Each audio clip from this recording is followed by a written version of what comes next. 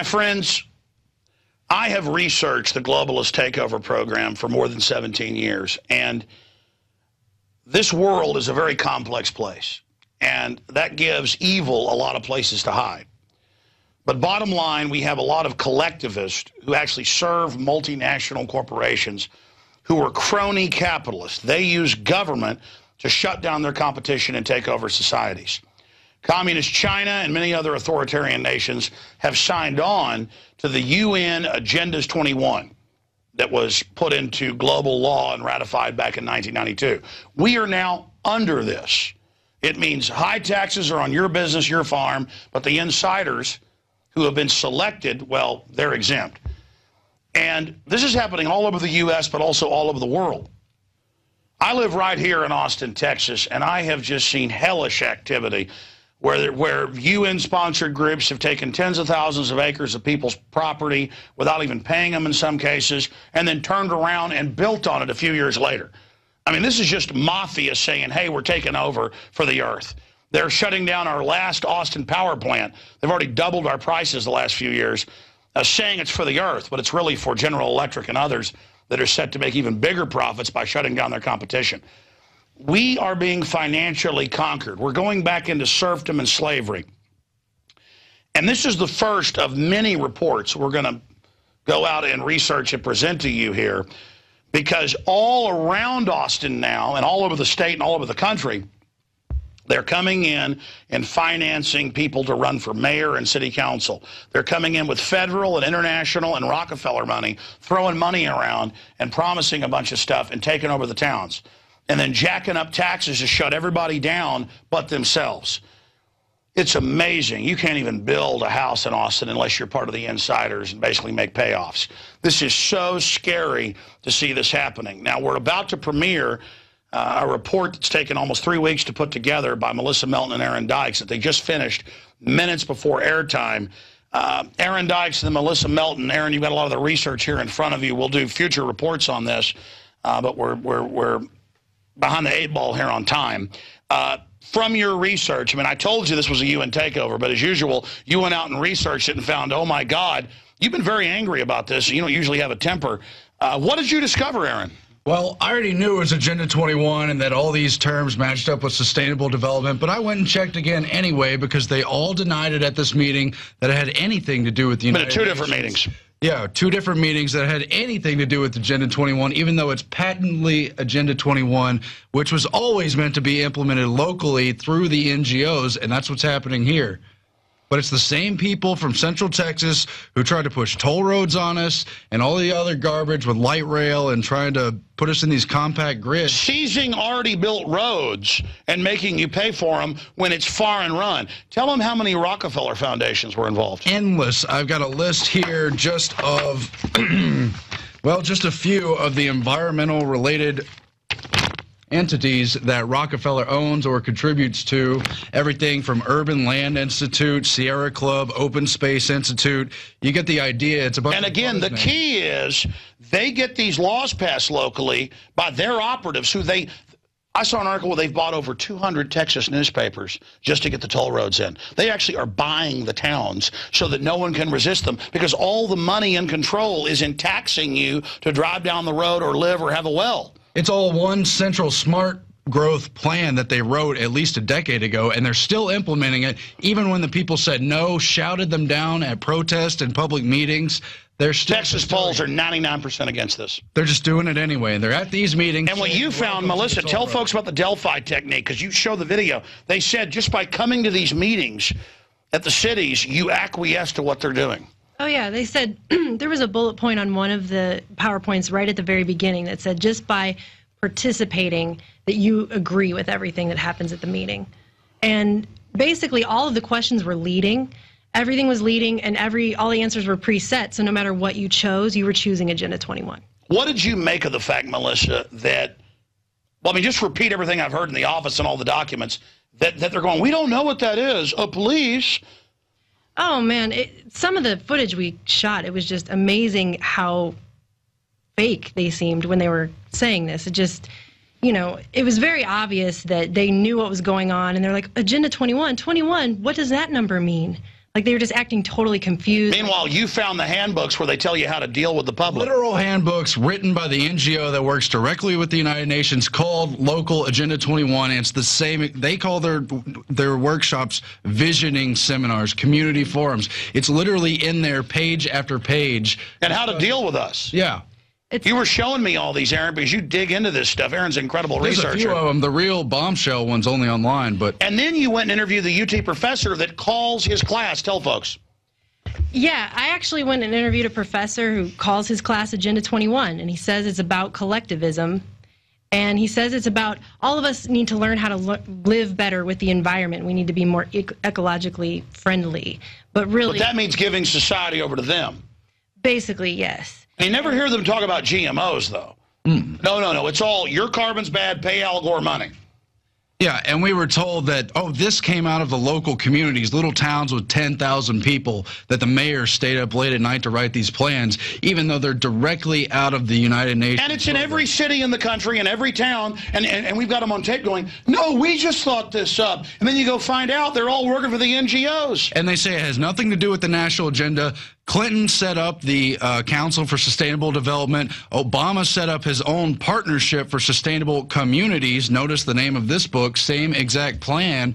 And it's all how to integrate traffic with housing as well as EPA regulations. And then they branch out into things like USDA. It's really that rural council where they're trying to take over all of the heartland. And you watch the videos, word for word, it's all this, but they're like, we don't know what you're talking about. Tell folks about the professor at the end of the interview once the cameras were turned off. At the end of the interview, once the cameras were turned completely off, he waited for us to put them back in the bags even. Then he pulled out that he was a democratic socialist, and he noted that his father worked for the CIA, and he motioned to a paperweight that had been sitting on his desk throughout the entire interview and basically put it in my face. What do you think that was supposed to do? My dad works. I guess he was trying to intimidate me at that point, because towards the end I asked a little bit harder questions, and I think he realized where I was kind of going with it when I said, well, yeah, these people are extremely authoritarian. It wasn't just him, Alex. There were grad students at these meetings who were part of these sustainable development classes. Oh, they've got a big career coming running our lives. But I tried to interview him, and the guy said, are you with the group? I'm not allowed to talk to you. And I was like, oh, they told you not to talk to us? And he walked away. And you yourself have a degree from UT. Yeah, I do, but I get treated like trash on the campus, so I guess that's what being an alumni is all about. Well, man, I tell you, this is amazing. I want to just show people this. This is from their own sites. Look at all these Rockefeller foundations, each one of these. Every one of them set up by these people. See, real power is in controlling everybody, deciding what you can do, how you can live. It's a cute name like Nature Fund, but then you look at who's on that board. It's people from Bain Capital, people from Rockefeller foundations. It's people who run J.P. Morgan and are still on those boards today, dealing with this land that they're going to turn over in some corrupt behind-the-scenes fashion. Yeah, well, people need to look at these books, because this is what they're setting up right here. And again, word for word, what these people were pushing, who were funded by these NGOs, and they're laughing at you, going, we don't know what that is, because they know the general public is not going to read this. They're not going to look at this, and it's just so sad. And, you know, maybe some of the people that work for him are useful idiot minions. The point is, the professor started saying the family was a tyranny. Well, that's standard. In Germany, they've already passed the law, no new homes for families. Families must live in communities, in dorms, with all these weirdo socialists telling you what to do with your kids. I mean, it's hell on earth. Hell on earth.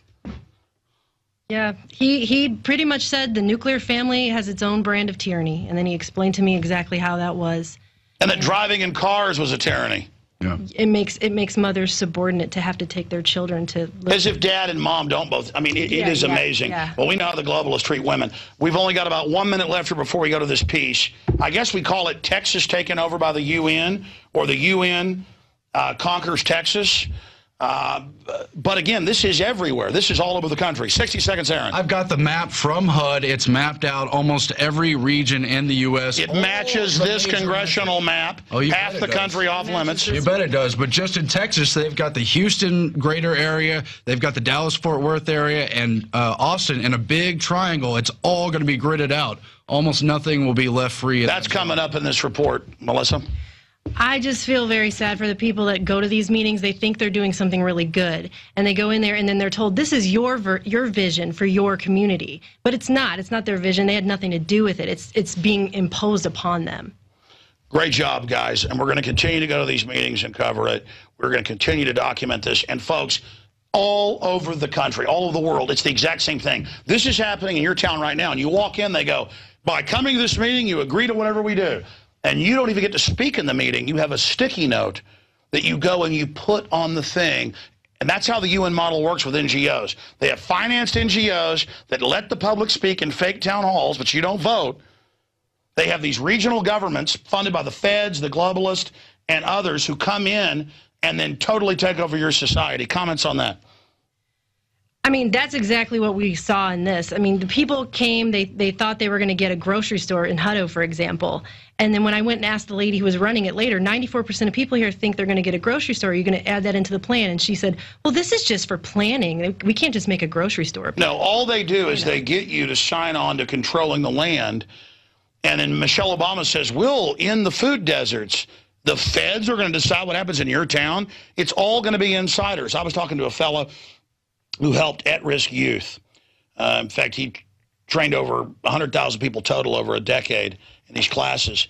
And he described how as soon as Obama came in with big government, all the little grants to help at-risk teenagers, people were just gone. And it's literally like mafia groups now in control of it. That's all this is. This is just mafia. This is just rolling in and saying, hey, we're the boss. We're the grasshoppers. You're the ants. Yeah, I called up the NGO, ICLEI, who works with the United Nations, because Austin's a big ICLEI city. It's the model city for the world. We have the biggest carbon cuts. Yeah, we're in the heart of the UN takeover because they know Texas was free, so everybody ran here to get away from big government, but they've landed their attack forces. And whenever the federal government gives out grants, they call up entities and tell them how to get the grants, so that's pretty insider. And they call it a consortium of a regional unelected government that works with some shell game Our tax money and corporate money goes to the regional governments. Yeah, and it's sick, but they tell you that's accountable because it's mayors and councilmen. But they cherry pick their minions to make up the board. Could Congress go and play a baseball game and start legislating from on the field? I mean, yeah, hey, we had 20 Congress members that came to the baseball game. We don't need that old government. We got 20 congressmen here. Yeah, but who flew them there? Who paid for the hooker in the hotel room? Good God, this is so unbelievable. Oh, okay, well, here you go. Today, Texas, tomorrow, the world. Here is the report on Infowars Nightly News. This is the Infowars Nightly News. I'm Aaron Dykes. And I'm Melissa Melton. Agenda 21 is not a conspiracy theory. And while it may seem harmless or even helpful on the surface, it is a UN-inspired, banker-funded scheme to institute a global government from the ground up. Right here, right now, our country is being taken over in the name of sustainable development. Local environmental groups are meeting in towns across America backed by big federal grant money, but behind that, entities like the Rockefeller Foundation. Their sustainable community meetings are not only a takeover, but a buy-in to a planned society controlled by a psychopathic elite, all sold with a smile. So to find out more, we decided to investigate some of those local meetings taking place in Texas to find out about the dark deception behind this Agenda 21 scheme. They had growth on them so quickly and so heavily they didn't have time to plan. What is sustainable development? The conservation of energy resources. People that live there maybe don't have to drive as much. Concentrated and balanced growth. Concentrated and balanced growth. And the kind of growth you want to see. To help you achieve the vision. Higher density mixed-use development in the center of town. How compact or not is it? Creating this much more interconnected grid. Growth here is more balanced. Housing and jobs balance with the stakeholder committee's participation in line with the Sustainable Places Project. The Housing and Urban Development Department of the United States awarded Sustainable Communities Regional Planning grants to Texas, giving $3.7 million to the Capital Area Council of Governments in a project that spanned Austin, Texas, as well as neighboring rural communities that include Elgin, Lockhart, Hutto, and Dripping Springs. The grant specifies guidelines for energy use and climate change mitigation, as well as the integration of smart housing, nearby job sectors, and integrated transportation systems. The members of the project we spoke with in Elgin were apparently unaware of HUD's related agenda to the larger Agenda 21 program. Agenda what? Agenda 21. What's the number stand for? 21st century. And what does that mean? Well, I'm not familiar with it at all, so I couldn't comment on that. So I'm not sure what their criteria or their outline is on that. Respectfully, there is no national treaty that obligates local governments to follow Agenda 21. That just doesn't exist. That's a myth. We're promoting sustainable, responsible development. But it's nothing to do with the United Nations. I mean, you know, if that's just paranoia. I'm sorry. In fact, there is an international agenda at work. Austin is a model city for the ICLEI. The NGO partnered with the United Nations to push for local Agenda 21 implementation. In the name of sustainability, they've taken on some of the most ambitious carbon cuts in the entire nation and are a model for energy conservation and zero waste. And unelected regional boards are drawing the rest of Central Texas into this international scheme, all in the name of sustainability.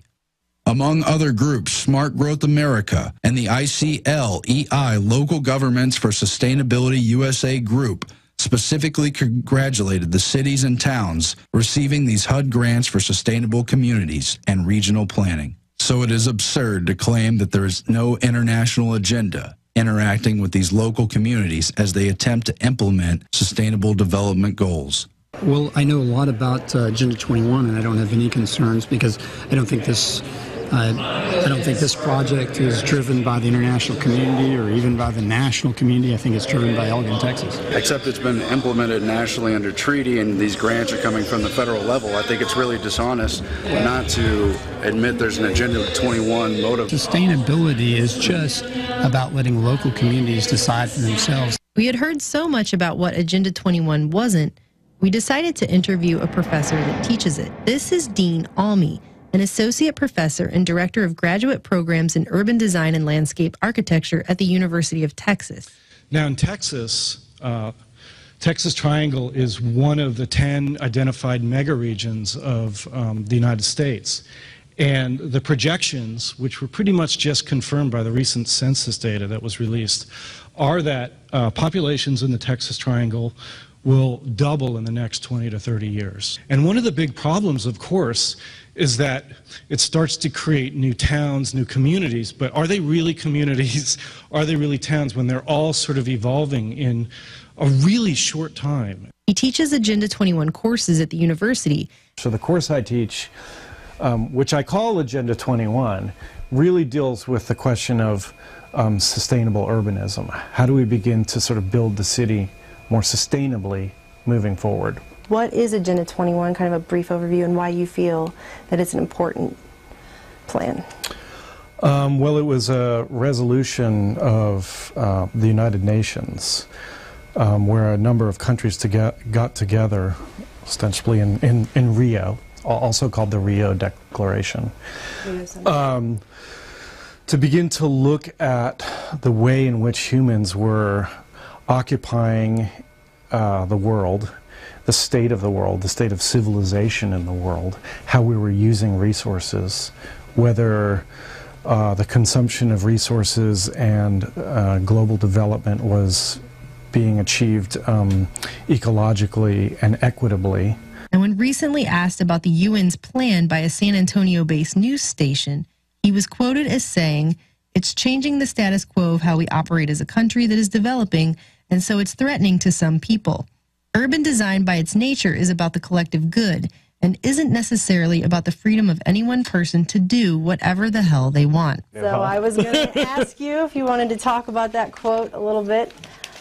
Well, I mean, already, you know, if we're looking for code words, okay, so already in that quote is the term collective, which, you know, a conspiracy theorist could somehow associate with, you know, I don't know, the Soviet Union. Right? And that's not the intent. You know, collective just means us together as a society. So yeah, I kind of stand behind that, actually. Cities are not individual constructs built by single people.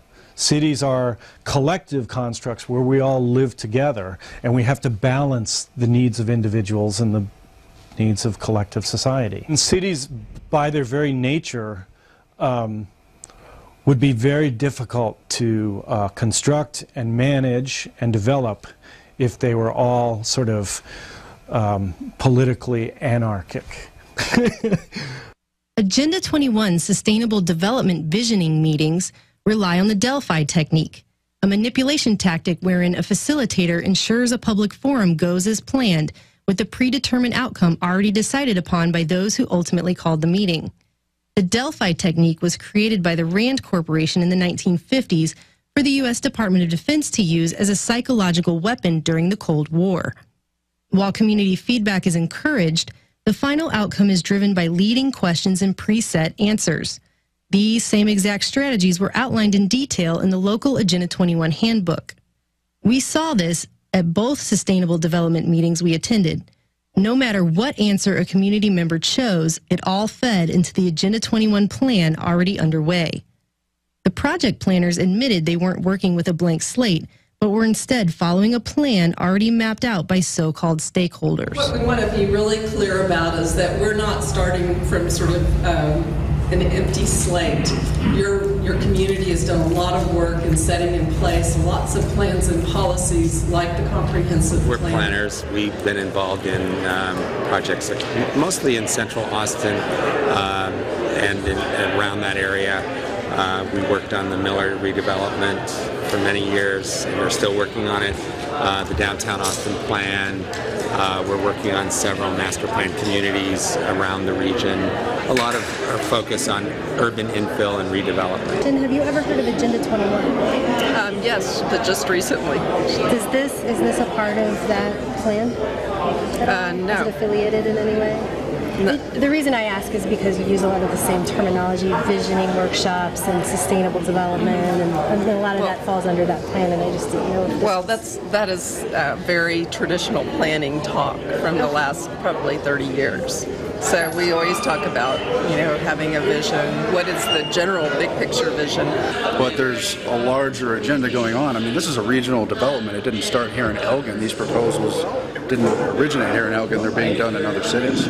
I think these proposals did originate here in Elgin. Why are all these plans springing up all at once at the same exact time, all over the country, all over every city, though, if it's not a coordinated effort?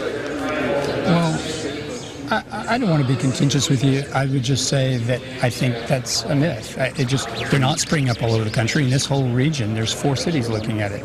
In fact, these sustainable communities were popping up in nearly every major metro area across the country, all funded by HUD. And these sustainable communities are pursuing the international agenda under President Obama's Partnership for Sustainable Communities, joining together the policies and regulations of housing and urban development, the Department of Traffic, and the EPA. I actually went to my first sustainable development meeting last week. They received a federal grant from Obama's Partnership for Sustainable Communities, and they seem to use a lot of the same language in Agenda 21. I didn't know if you knew about those sustainable meetings that have been happening around here and if those are somehow connected. Well, there are a number of layers of sustainability. I mean, almost to the point where the term itself is sort of overused. But here at the School of Architecture, we have a Center for Sustainable Development, which does get grants from foundations, sometimes from federal government, usually from philanthropic foundations. And they are a clearinghouse for a whole series of different initiatives. Texas has been faced with so-called smart growth proposals for well over a decade now. For years, bureaucrats in the Texas area laughed in the faces of activists, even as they gave passionate speeches defying the implementation of toll roads and other unnecessary infrastructure already owned by the state of Texas and its citizens. Instead, unelected regional boards like Campo moved the measures forward as best they could, while insiders who amounted to little more than thieves skimmed off the top and made millions off of secret deals. And yet we see some of the same regional players pushing for further development in the name of sustainability. The Central Texas Vision for Growth was directed by CAPCOG, Trust for Public Land, and Envision Central Texas. These entities, in turn, are shaped and steered by countless environmental groups controlled and funded by the Rockefeller Foundation, the Ford Foundation, George Soros, and Ted Turner, among others. Their alignment with Agenda 21 is well documented. Sustainable development was coined by the United Nations to mask a covert takeover at the local level. Land conservation and smart growth planning have been used to subsidize insiders, allowing development to be hijacked while the system picks winners and losers, reaping the profits at our expense. Everything in green is the protected area. So you see there's not really much protected areas 15 years ago. 2 years ago, this is the work that we did. All this land was purchased by cities or by the city of Austin or the county, and we use our funds and our political clout to encourage the city to purchase these lands for protection. Has any of that been developed on? Yes. So this does not mean there's no development. What it means is that the development is done in a sustainable and ecologically friendly way. By implementing Agenda 21, it's a local implementation, it's from the bottom up kind of thing, that by putting all of these regulations environmentally and putting them on the urban areas that are usually the economic centers for cities, that you're sort of picking winners and losers in a way, because you're saying that only people who will adhere to these things are allowed to develop, and so there's kind of a bigger agenda there with that. I don't know what your thoughts are on that. I would turn it around a little bit, and I would say, I don't know that we're picking winners or losers. This is not a kind of environmental nepotism that's going on. I mean, but I think it's a mistake to think that rules don't already exist everywhere. The United Nations has made its anti-private property stance abundantly clear. Quote, "Land cannot be treated as an ordinary asset controlled by individuals. Private land ownership is also a principal instrument of accumulation and concentration of wealth and therefore contributes to social injustice. The provision of decent dwellings and healthy conditions for the people can only be achieved if land is used in the interest of society as a whole." First of all, we have to believe that humans need to live kind of symbiotically with the earth, that we're not here to dominate the earth. You know, when the United States was founded, and many of the original sort of authors and thinkers who wrote about, society in the U.S., and people like Thoreau, for example, there was a sort of idea that the U.S. was this great wilderness, that we could just go out and sort of settle the wilderness and be pioneers and live on our own and be independent. And I don't think it's like that anymore. I mean, there's very little wilderness left in the United States. Sustainable development is the philosophy designed to bring human beings across the globe under the full control of a narrow human elite. It's a 40-chapter document to basically control the world. It's based entirely on socialist control mechanisms. Sustainable developers have designed a global movement coordinated through a global to local action plan to create world government in accordance with certain objectives. An end to national sovereignty, the abolition of private property, the restructure of the family unit, and increasing limitations and restrictions on mobility and individual opportunity. Professor Almy admitted plans to restrict travel were ecologically necessary, and his contempt for the family and Western civilization was thinly veiled. You know, the suburbs bring with them their own kind of tyranny, right? One is public space is almost non-existent in terms of real public space. There's lots of lawn, right? But real collective public space. There's the tyranny, I would argue, of the nuclear family, and not that that's tyranny in itself, it's not, but the wife having to drive their kids to everything, having to drop your kids off at school, having to pick your kids up at school, having to drive them to Little League, everything is about one member of a family having to basically play a support role while another member works. And everything is sort of geared that way, and it's actually quite expensive. So things like the automobile and the amount of infrastructure that families use economically to support living in an environment dominated by patterns that are automobile dependent is a big problem. This is an Agenda 21 map that claims that that is what, if Agenda 21 was fully implemented, the United States would look like. I don't know if you've ever seen that. I haven't seen this map before. And this is something that opponents have said is the ultimate plan of Agenda 21. I didn't know if you had heard of this map or seen it before. I haven't seen the map before, but I know where some of the principles behind the map come from. It's trying to kind of suggest that if we were to develop networks of water, networks of plant habitat, networks of animal habitat, networks of human habitat, how would these networks begin to interact? What areas would need to be preserved from development? There is a pretty great fear of this. I found a lot out there of this plan, and that it really will somehow end property rights, people's personal property rights, that it will end national sovereignty eventually, and give it up to a whole global entity now that will kind of take control over everything. And that's kind of the general consensus. You know what will end national sovereignty faster than some fictitious conspiracy based on a United Nations declaration? Major ecological catastrophe. You know? And you know, to be honest, in my opinion, I think one has to come to terms with the fact that such things as global warming exist. If you don't believe global warming exists, or if you believe that man is on this planet to dominate the world, then you don't care about these things. It should be noted that the professor admitted to democratic socialist leanings once the cameras were off, and that his father worked for the CIA, as evidenced by a paperweight he displayed on his desk during the interview. While he talked in circles on many concepts and seemed to contend that he knew what was best for humanity, he refused to acknowledge any nefarious motives behind Agenda 21. Most of the people here in Elgin don't know or care what Agenda 21 is. I don't care what Agenda 21's agenda is. Think about it. These local planners are trying to concentrate smart growth in small towns of barely 15,000 people in the second largest state in the nation, encompassing hundreds of miles of empty land. In fact, experts have even come forward to say that the world's entire population of 7 billion could fit here in Texas comfortably with no problem. It doesn't make any sense.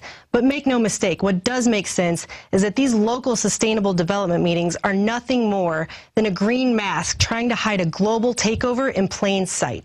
Takeover doesn't even begin to explain it. There really are no words for this level of evil and greed. These are just front groups we've analyzed in the video today. But when you look at the real players behind them, the bankers, the people with connections to families like the Rockefellers, you begin to understand the true corruption, the real nature of evil, where mega wealth aligns with an agenda to destroy humanity and control our future for their gain. For the Infowars Nightly News, I'm Aaron Dykes. And I'm Melissa Melton. This is real investigative reporting. This is real research. This is putting our necks out there against these groups. Ladies and gentlemen, there's one thing they can't stop, and that's you becoming informed and taking action. I guarantee you this is happening in your town, because there is trillions of dollars in this. This is the whole ball of wax. Please get this report out to everyone you know. Please warn everybody that this takeover is taking place. We can stop these people, but it's up to you. Learn how they operate, learn what they're doing, and stop this globalist corporate takeover. The globalists have gotten good at this. They've taken over so many third world countries, old world nations, European nations. They are tyrants. They've got a formula, but they have a playbook. They have a formula. We know their formula. And if we'll wake up to the fact that they're doing this, they're like, hey, we're just planning. We're just, you know, city planning and social planning. Yeah, by globalists that have hijacked our country that are eugenicists. That's like saying, hey, this is just a meat cleaver. I'm just hacking you up with it. I mean, what's the big deal? This is happening right now, so it's up to you to take action. I'm a reporter. I'm not a general. But I will tell you this is an info war. So if you want orders, here it is. Get out there and take these people on in the info war. They are absolutely anti-human, anti-liberty, anti-freedom. They are parasites from the word go who think we should thank them for running our lives. I know this. I declare independence, 1776, Part 2, against these people. And I know you're doing that as well. The Washington Post, the New York Times, they all admit, oh, my God, people are waking up to Agenda 21. Yeah, it's real, but it's a good idea for you. It's collectivism. It's communism. You're going to like it. No, we don't want it. Even if you were angels, we want our free will, but you're not. At the top, they're eugenicist, wicked, power-tripping control freaks. I'm Alex Jones signing off for this very special edition of Infowars Nightly News. The rest is up to you. So cry havoc and let loose the dogs of the Infowar. Loose those arrows.